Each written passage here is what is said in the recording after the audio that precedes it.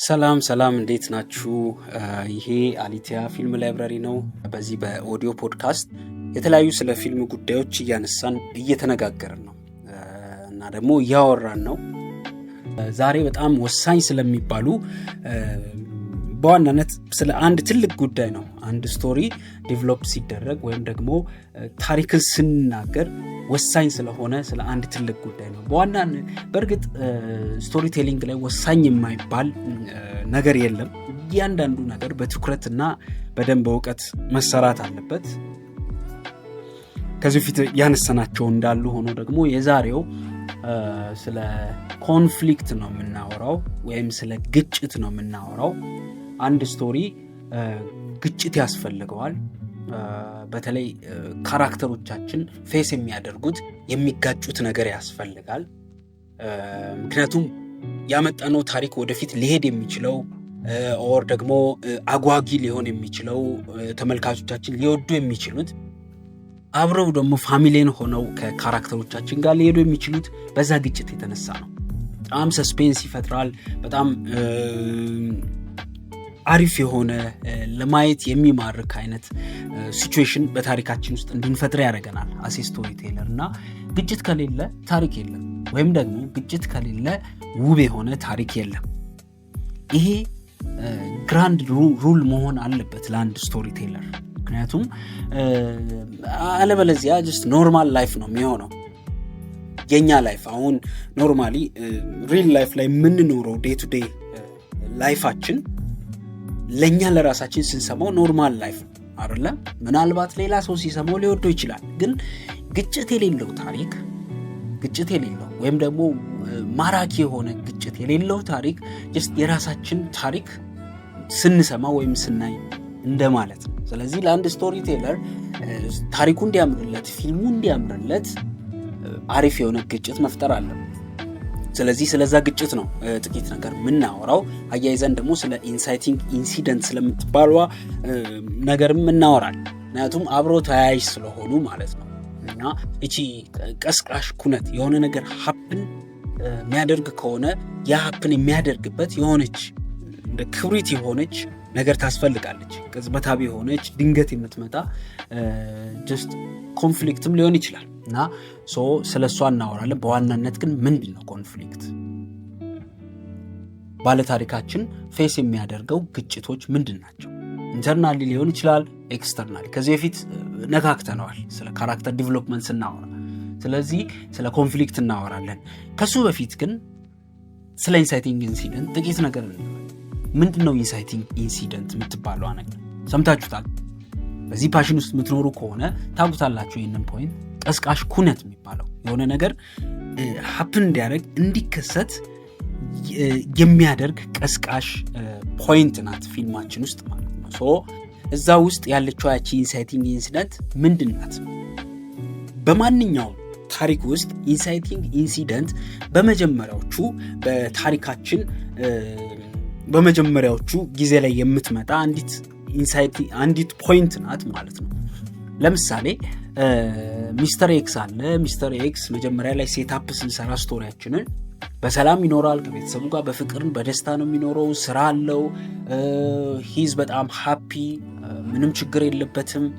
እና ደግሞ ዴይሊ ሩቲኑን እናያለን አይደለ? ፊልሙ ሲጀምር የት እንደሚኖር እናያለን። ከዛ ደግሞ ምን አይነት ባህሪ እንዳለው፣ ስሙ ማን እንደሆነ፣ ቁመቱም እንደሚመስል፣ መልኩም እንደሆነ እናውቃለን።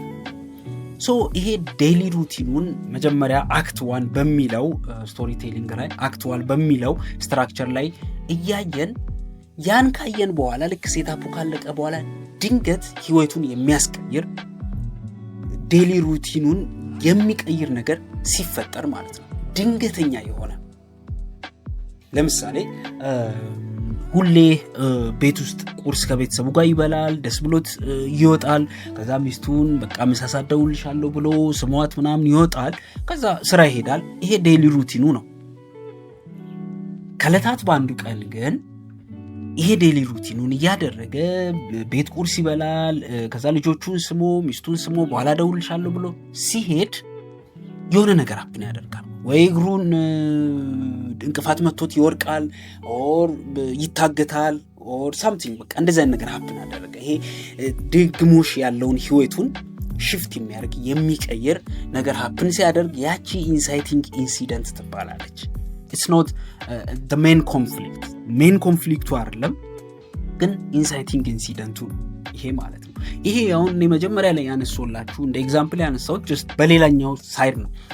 ለምሳሌ ዝም ብለን እስቲ የሆነ ኤግዛምፕል እንመልከት። ለምሳሌ አንድ ወጣት ሱቅ ይሰራል። just ሱቅ አለው እና በዛ ሱቅ ውስጥ ዴይሊ ይገባል ይወጣል፣ ሱቅ ይሸጣል፣ ደንበኞች ይመጣሉ፣ ስቆ ያስተናግዳቸዋል፣ የሚቀንስም ከሆነ ይቀንሳል፣ or ደግሞ ዱቤም የሚሰጥ ከሆነ ዱቤ ይሰጣል። ይሄ የተለመደው ላይፉ ነው እዛ መንደር ውስጥ ማለት ነው። ሶ ከለታት ባንዱ ቀን ግን ምን ይፈጠራል? ልክ ሱቁን እንደለመደው ጠዋት ላይ ሲከፍተው አባቱ ከመሞቱ በፊት ጥለውት የሄዱት ሚስጥራዊ ደብዳቤ ከሆነ ቦታ የሆነ ሰው መጥቶ ይሰጠዋል ማለት ነው። ሶ ምንድነው ደብዳቤው ብሎ ሲከፍተው የቤተሰባችን ትልቅ ሀብት በሩቅ በረሃ አፋር አካባቢ ሩቅ እንደዚህ ብሎ ዲስክሪፕሽን ያለው ደብዳቤ ተቀብሯል። እንደዚህ የቤተሰቦቻችን ውርስ የሆነ ሀብት አለ፣ እዛ ሄደ አውጣውና ቀጣይ ላይፍህን ኑር፣ እናትህን እርዳ የሚል አይነት ደብዳቤ ያነባል ማለት ነው። ይሄ አባቱ ከሞቱ በፊት በክብር ተቀምጦ የነበረ ደብዳቤ ነው።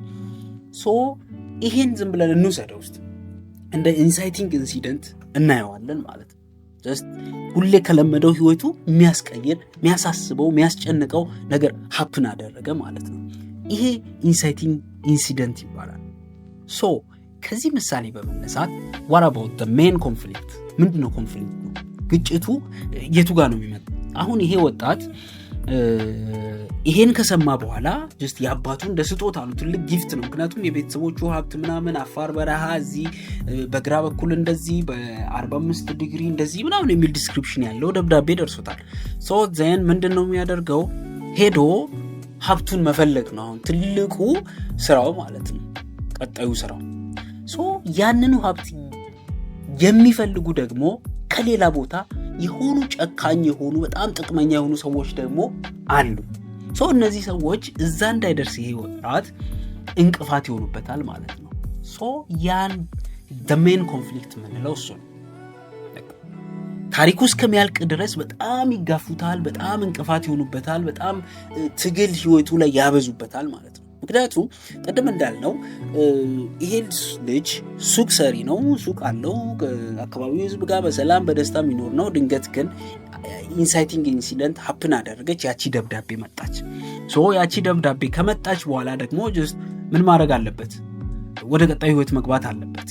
ያን የቤተሰቡን ሀብት ለማግኘት በአባቱ ደብዳቤ ጋይዳንስ ወደዛ ህይወት ለመግባት ሲሄድ ደግሞ ለካ ስለዚህ ደብዳቤ ደግሞ የሚያውቁ ሌላ ሰዎች አሉ። እነሱ መንገዱ ላይ ቆሙበታል ማለት ነው። ያ ደግሞ ግጭት ይባላል ማለት ነው።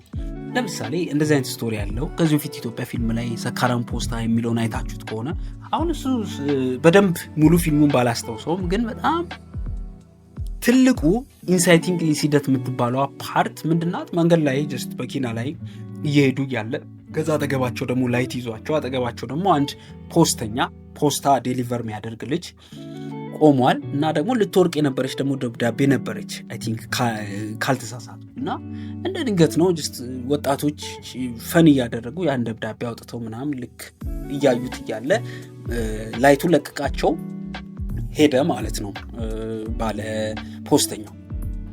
ሶ ያቺ ደብዳቤዋን እነሱ ጋር የመቅረቷ ሲቹዌሽን just inciting incident ትባላለች ማለት ነው። ምክንያቱም ሜን ኮንፍሊክት ሊያመጣ ስለሆነ ማለት ነው። ሜን ኮንፍሊክቱ ሰካራም ፖስታ ላይ ምንድነው? ያን አነበቡት። ሲያነቡት በጣም ሳድ ስቶሪ ነው አይደለ? ገጠር ያለ ሰው ሴት ሆኖ እንዳላቅም ወደ ከተማ ወዳለ ወደሚረዳው ሰው ሆነ በጣም አሳዛኝ የሆነ ደብዳቤ ጽፎ መድረስ አለበት። በቃ አርጀንት የሆነ ነው። ያ ኢንሳይቲንግ ኢንሲደንት ነው።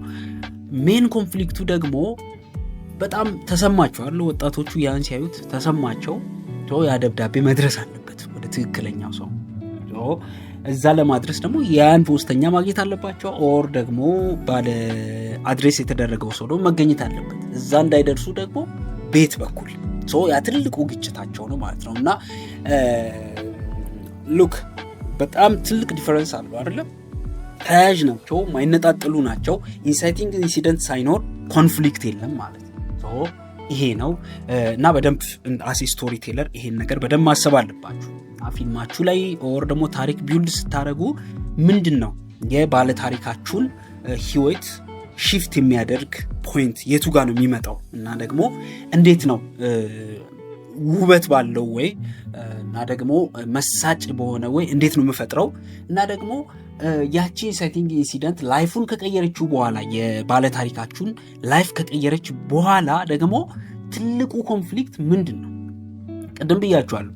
ሚስተር ኤክስ አለ፣ ዴሊ ሩቲኑ ከቤተሰቡ ጋር የፍቅር ላይፍ እንዳለው ነው የምናየው። ከዛ ድንገት ከዕለታት በአንዱ ቀን ደግሞ ይሄ ነገር አፕን አደረገ። ያቺ ኢንሳይቲንግ ኢንሲደንት ናት። ቀጣይ ምንድን ነው? ወደ ትልቁ ትግል ይገባል። ወደ ትልቁ ትግል ደግሞ የሚገባው ወደ መጀመሪያው ደስ ወደሚለው ህይወቱ መመለስ ስላለበት ነው ባለ ታሪካችሁ። ደስ ወደሚለው ወደ ለመደው ወደ ዴሊ ሩቲኑ እንዳይመለስ ደግሞ ትልቅ ትግል ሊኖርበት ይገባል። ያ ትልቁ ትግል ደግሞ ሜን ኮንፍሊክት እንለዋለን ማለት ነው። እና ሰው ትግል የሚያደርገው ደግሞ ወይ ከሰው ጋር ያደርጋል ወይ ከራሱ ጋር ያደርጋል። ኢንተርናል ኮንፍሊክት የምንለው ኦር ከተፈጥሮ ጋር ያደርጋል አይደለ? ፊልሞች ላይ አሁን ለምሳሌ ዘ ጉድ ዳይኖሰር ላይ ስታዩ የአባትየው የሞተው አይ ቲንክ ጎርፍ መጥቶ ነው አይደለ? ያ ከተፈጥሮ ጋር የሚኖር ነው እና አባቱ ከሞተ በኋላ ደግሞ እሱ ሌላ ቦታ አድጎ ምናምን እንደዚህ አይነት ግጭቶች ይፈጠራሉ እና ከዛ ሱናሚ ምናምን ታያላችሁ አይደለ? ይሄ ሃሪኬን የሚባለው አሜሪካ አካባቢ የሚነሳው ጀስት ከአውሎ ንፋስ ጋር ይሄ ከተፈጥሮ ጋር። ከዛ ሰው ከእግዚአብሔር ጋር ደግሞ ኢንተርናሊ ይጋጫል አይደለ? ሆይ እያለ እግዚአብሔርን እየጠየቀ እግዚአብሔር ሜቢ ልጅ ሊወስድ ይችላል፣ እምነትን ሊፈትን አይደለ? ሰው ከሱ ጋር ግጭት ይፈጠራል፣ መጨረሻ ላይ ሪዞሉሽን ይኖረዋል። ሰው ከራሱ ጋር ደግሞ ኢንተርናሊ ዲቤት ያደርጋል አይደል? እሱ ሜን ኮንፍሊክት ነው።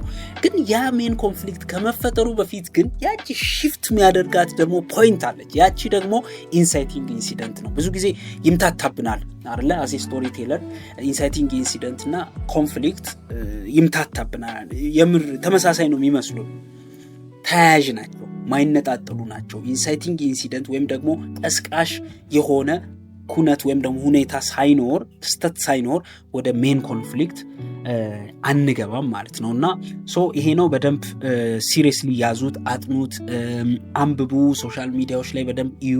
ዌብሳይቶችን በደንብ ማየት አለባችሁ። ራሳችሁን ዲቨሎፕ ማድረግ አለባችሁ። በኮንፍሊክት ምርጥ ኮንፍሊክት መፍጠር ከቻላችሁ ምርጥ ታሪክን መፍጠር ትችላላችሁ። ይሄ እንደ ግራንድ ሩል መያዝ አለባችሁ።